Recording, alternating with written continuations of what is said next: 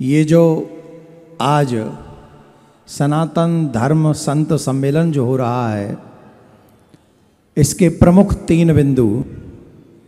पहला, भारत की संस्कृति को बर्बाद करने के लिए आज़ादी के बाद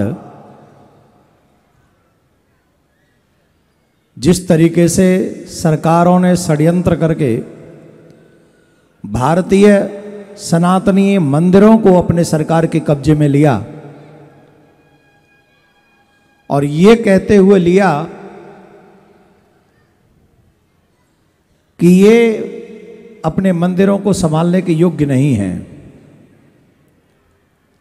और आज ये दुर्दशा है कि राजधानी में ही नहीं, दिल्ली से बाहर भी कई मंदिर ऐसे हैं जहां हिंदू बहुत कम संख्यक हो गए हैं, हम संख्या में कम हैं। उन मंदिरों में आज दीपक नहीं चल रहे हैं, वहां पूजा नहीं हो रही है, और उन मंदिरों की देखभाल सरकार नहीं कर रही है। तो ये हो गया आधी हकीकत आधा फसाना। सिर्फ वही मंदिर ले लिए गए सरकार के द्वारा जिन मंदिरों में अधिक भक्तों की संख्या थी, और उस पैसे का दुरुपयोग किया गया, उस धन का दुरुपयोग किया गया। दूसरे, उस कार्य का दुष्परिणाम ये हुआ, हम सभी ने सुना, हम सब जानते हैं, तिरुपति बालाजी के मंदिर में जो प्रसाद मिला है उसमें पशुओं की चर्बी है। और ये तो वो मामला है जिसकी जांच हो गई है। न जाने कितने मंदिर ऐसे होंगे जिनके प्रसाद की जांच नहीं हुई है। अगर जांच हो तो संभावना है कि वहां भी मेरे भगवान का प्रसाद अशुद्ध पाया जाए, क्योंकि वहां पर प्रशासनिक अधिकारी ही डिसाइड करते हैं कौन सा सामान कहां से आएगा। ये उनका अधिकार नहीं है, वो नहीं जानते। दूसरा जो विषय है, भारत की आजादी के समय वक्फ बोर्ड बना दिया गया। ये वक्फ बोर्ड कई मुस्लिम कंट्रियों में नहीं है, लेकिन भारत पे थोप दिया गया, और उसी की मजबूरी हम झेल रहे हैं कि आज हम कृष्ण जन्मभूमि मंदिर बनवाने के लिए, अगर हमें कृष्ण जन्मभूमि का मंदिर मथुरा में बनवाना है, जैसा कि राम मंदिर अयोध्या में बन चुका है, तो उसके लिए हमें कोर्ट का सहारा लेना पड़ता है। अगर सनातन बोर्ड होता तो ये सारा मैटर सनातन बोर्ड के कोर्ट में चल रहा होता, और डिसीजन के लिए सालों भर प्रतीक्षा नहीं करनी पड़ती। सनातन बोर्ड तुरंत उसे निर्णय देता, और मथुरा की वो पावन जन्मभूमि आजाद हो गई होती, स्वतंत्र हो गई होती। और मैं तो ऐसा समझता हूं कि आजादी के समय ही अगर ये बन गया होता तो आज हमें ये लड़ाई लड़नी ही नहीं पड़ती, जबकि वहां मंदिर होता, वो जन्मभूमि स्वतंत्र होती। आज हम सभी राम जन्मभूमि की तरह वहां दर्शन कर रहे होते, तो कृष्ण जन्मभूमि बन जाती।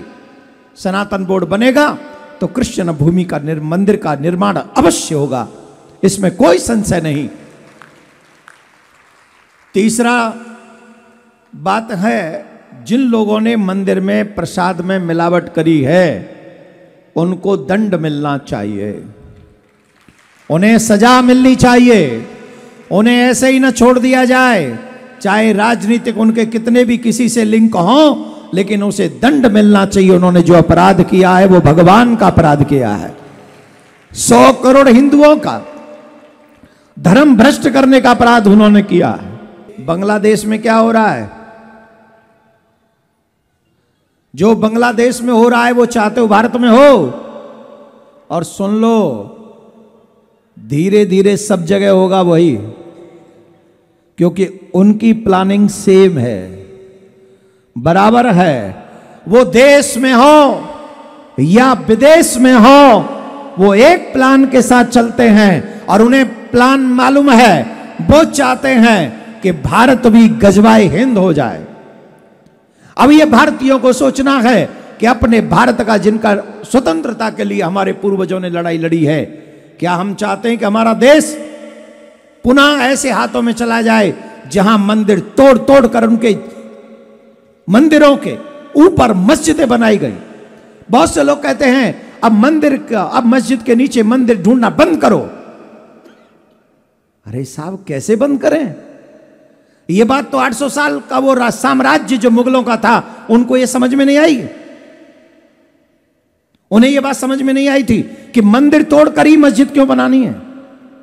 कितनी जगह थी उस समय, तो इतनी आबादी भी नहीं थी, कहीं भी मंदिर बना लेते।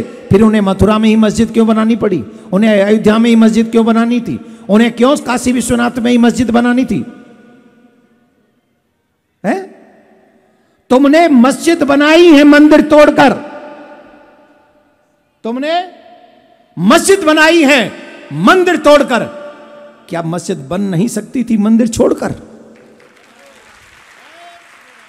क्या मस्जिद बन नहीं सकती थी मंदिर छोड़कर? निभ जाता भाईचारा, आज हमें लड़ना नहीं पड़ता। मेरे भाई बहन, हिंदुओं की आवाज उठाने वाले बांग्लादेश में चिन्मय कृष्णदास जी को बांग्लादेश की सरकार ने अरेस्ट कर लिया। और सबसे बड़ी दुख की बात यह है, इस्कॉन ने कह दिया कि इस व्यक्ति से हमारा कोई लेना देना नहीं। अब बताओ, जिन हिंदुओं के लिए उस व्यक्ति ने लड़ाई लड़ी है, वो संस्था कहती है हमारा कोई लेना देना नहीं है। आप क्या चाहते हो, हम भी ये कह के निकल जाएं? बोलो, जनता बोले, हमें जनता का मत चाहिए। आप क्या चाहते हैं कि हम ये बोल के निकल जाएं हमारा मत नहीं है, ये हमारा व्यक्ति नहीं है? बोलिए। बांग्लादेश की सरकार को हम बता देना चाहते हैं, चिन्मय कृष्ण दास का चाहे इस्कॉन से संबंध हो या ना हो, लेकिन उसका संबंध सनातन धर्म से है। उसका संबंध 100 करोड़ हिंदुओं से है। और ज्यादा जाति की तो बांग्लादेशियों भूलो मत, जिन हिंदुओं की वजह से तुम्हें यह आजादी मिली है, उन्हीं हिंदुओं की वजह से फिर तुम्हें कहीं दूसरे दिन न देखने पड़ जाएं, उससे डरना, उससे डरना। हम किसी का बुरा नहीं चाहते, लेकिन कोई हमारा बुरा कर दे ये हम होने नहीं देंगे, ये हम होने नहीं देंगे। तो इन्हीं 4 सब्जेक्टों पर कल सनातन बोर्ड के निर्माण के लिए और चिन्मय कृष्णदास प्रभु जो अरेस्ट किए हैं उनके अगेंस्ट में उसका विरोध करने के लिए सनातन बोर्ड का निर्माण हो। और बांग्लादेश में जो हिंदुओं पर कत्लेआम हो रहा है उसका भी हम सब विरोध कल सनातन यात्रा में करेंगे। जिन जिन को लगे वो अपना जमीर जिनका जिंदा हो कम और यात्रा में साथ दें। और सभी मीडिया के जितने भी कर्मचारी हैं, बंधु हैं, मीडिया के पत्रकार बंधु हैं, सबसे हाथ जोड़ के एक प्रार्थना करेंगे। आज के समय में हमारे सबसे बड़ा अगर कुछ है तो हमारे मीडिया कर्मचारी हैं, पत्रकार बंधु हैं। आप अगर चाहेंगे तो हमारी बात देश विदेश तक पहुंचेगी और विदेश तक ये बात जाएगी कि हम त्रस्त हैं, हम परेशान हैं, हमारा दमन हो रहा है, हमारी पूजा पद्धति नष्ट की जा रही है, षड्यंत्र के थ्रू की जा रही है। हम बुरा नहीं चाहते, हम सबका भला चाहते हैं, लेकिन कौन है वो लोग जो हमारा बुरा चाहते हैं? कौन है वो लोग जो हमें मिटा देना चाहते हैं? कौन है वो लोग जो हमारे देश को हमसे छीनना चाहते हैं? कौन है वो लोग जो हमारी भारत माता की पहचान बदल देना चाहते हैं? कौन है? उन लोगों की पहचान करे पूरा विश्व। और 100 करोड़ और ज्यादा जो लोग भारत के सनातनी हैं, चाहे विश्व में कहीं भी रहते हैं, उनकी सुरक्षा यूएन निर्धारित करे। यूएन को यह स्टेप उठाना ही होगा। बांग्लादेश में नरसंहार देखते हुए आप चुप नहीं रह सकते, आप मौन नहीं रह सकते, आपकी जिम्मेदारी है, आपको आगे बढ़ना होगा।